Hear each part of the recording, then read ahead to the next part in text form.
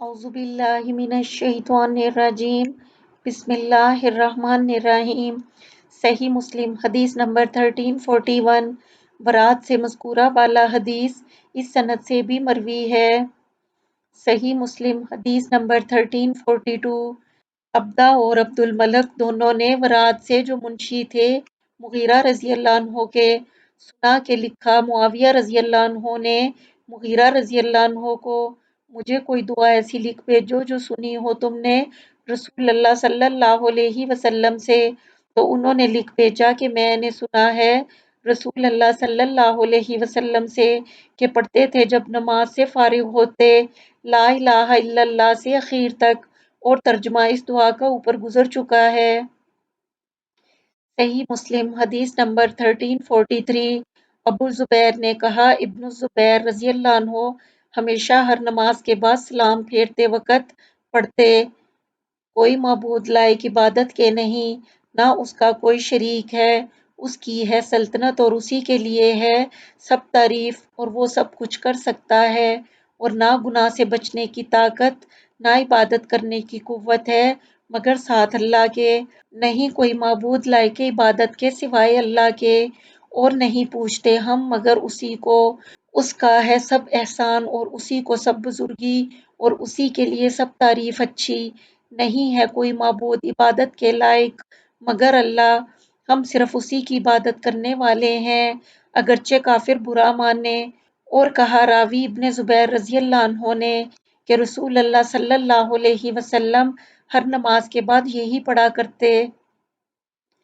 صحیح مسلم حدیث نمبر 1344 ابن الزبیر سے جو مولا ہیں ان کی روایت ہے کہ عبداللہ بن زبیر رضی اللہ عنہ اس دعا کے ساتھ یعنی جو اوپر مذکور ہوئی ہر نماز کے بعد اپنی آواز بلند کرتے تھے، جیسے ابن نمیر نے روایت کی ہے، اور اس کے آخر میں یہ کہا کہ ابن زبیر رضی اللہ عنہ کہتے تھے کہ رسول اللہ صلی اللہ علیہ وسلم ہر نماز کے بعد بلند آواز سے یہ پڑھا کرتے تھے۔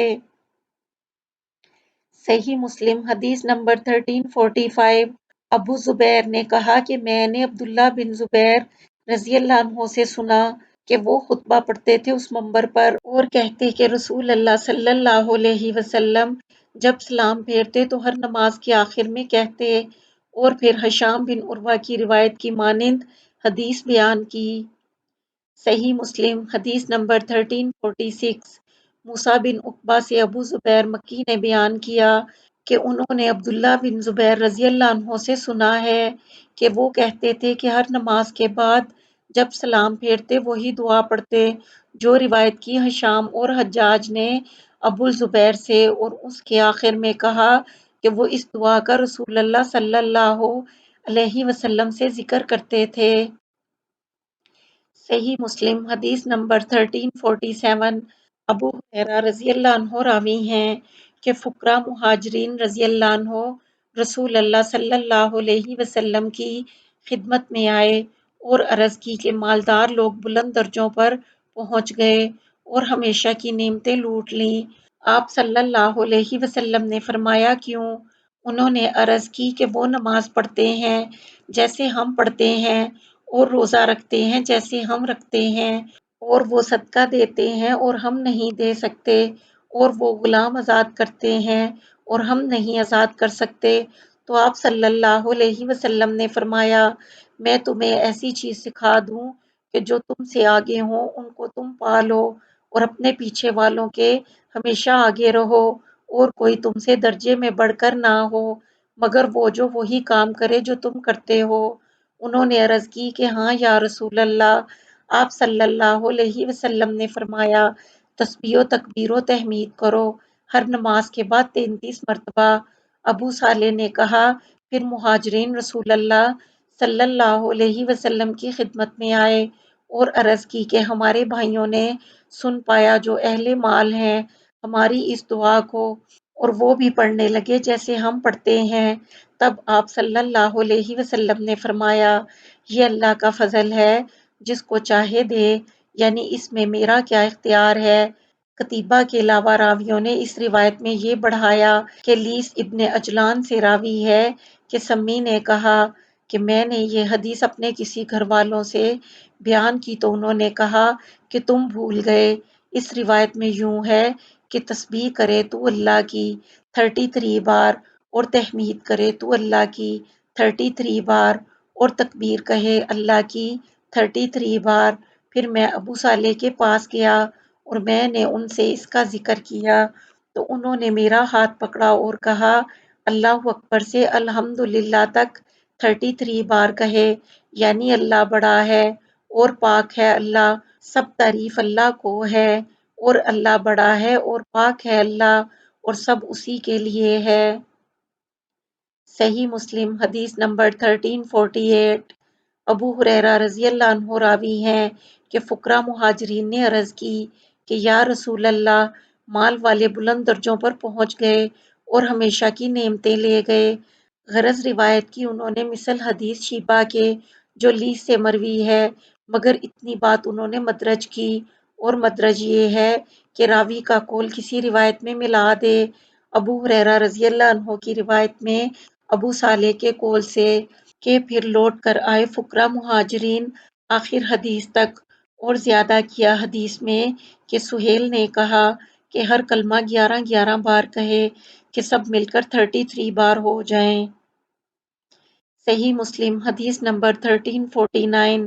کعب بن اجرا رضی اللہ عنہ راوی ہیں رسول اللہ صلی اللہ علیہ وسلم نے فرمایا نماز کے پیچھے کچھ ایسی دعائیں پڑھنے کی ہیں کہ ان کا پڑھنے والا یا ان کا بجا لانے والا ہر نماز فرض کے بعد کبھی ثواب سے یا بلند درجوں سے محروم نہیں ہوتا۔ وہ یہ ہیں 33 بار سبحان اللہ اور 33 بار الحمدللہ اور 34 بار اللہ اکبر کہنا۔ صحیح مسلم حدیث نمبر 1350۔ کعب بن اجرا رسول اللہ صلی اللہ علیہ وسلم سے بیان کرتے ہیں کہ آپ صلی اللہ علیہ وسلم نے فرمایا چند تسبیحات ہیں جن کا کہنے والا یا کرنے والا نقصان نہیں اٹھائے گا۔ وہ یہ ہیں کہ ہر نماز کے بعد 33 مرتبہ سبحان اللہ اور 33 مرتبہ الحمدللہ اور 34 مرتبہ اللہ اکبر۔ صحیح مسلم حدیث نمبر 1351۔ اس سند سے بھی مذکورہ روایت آئی ہے۔ صحیح مسلم حدیث نمبر 1352۔ ابو ہریرہ رضی اللہ عنہ راوی ہیں کہ رسول اللہ صلی اللہ علیہ وسلم نے فرمایا جو ہر نماز کے بعد سبحان اللہ 33 بار اور الحمدللہ 33 بار اور اللہ اکبر 33 بار کہے تو یہ 99 کلمات ہوں گے، اور پورا سینکڑا یوں کرے کہ ایک بار لا الہ الا اللہ وحدہ لا شریک لہ لہ الملک و لہ الحمد وہو علی کل شیء قدیر پڑھے، یعنی کوئی معبود عبادت کے لائق نہیں مگر اللہ اکیلا ہے، وہ اس کا کوئی شریک نہیں، اسی کی ہے سلطنت اور اسی کے لیے ہے سب تعریف، اور وہ ہر چیز پر قادر ہے، تو اس کے گناہ بخشے جاتے ہیں اگرچہ سمندر کی جھاگ کے برابر یعنی بے حد ہوں۔ صحیح مسلم حدیث نمبر 1353۔ اس سند سے بھی مذکورہ روایت آئی ہے۔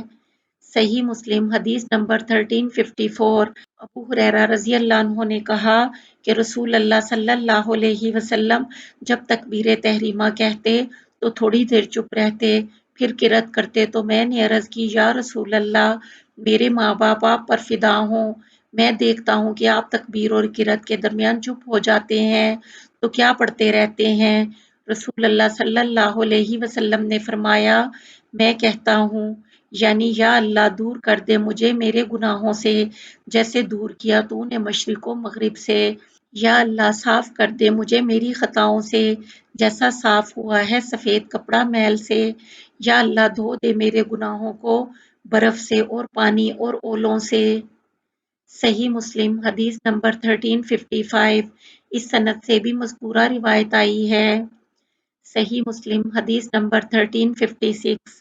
ابو ہریرہ رضی اللہ عنہ نے کہا رسول اللہ صلی اللہ علیہ وسلم جب دوسری رکعت پڑھ کر کھڑے ہوتے الحمد سے قرأت شروع کرتے اور چپ نہ رہتے یہاں دعا استفتاح نہ پڑھتے۔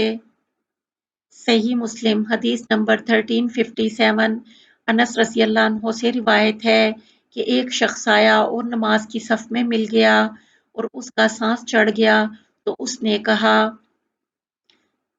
یعنی سب تعریف اللہ کے لیے ہے، بہت تعریف اور پاک اور برکت والی۔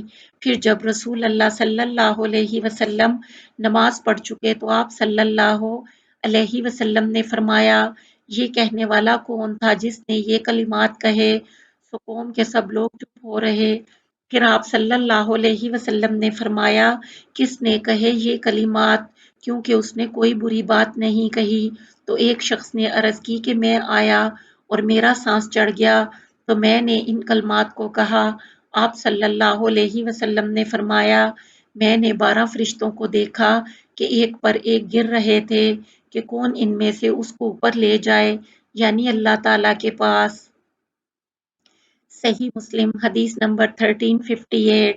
ابن عمر رضی اللہ عنہ نے کہا، ہم رسول اللہ صلی اللہ علیہ وسلم کے ساتھ نماز پڑھتے تھے کہ ایک شخص نے حاضرین میں سے کہا، یعنی اللہ بڑا ہے، سب بڑائی اس کے واسطے ہے اور بہت تعریف ہے اس کی اور پاک ہے اللہ پاکی بولنا ہے صبح اور شام۔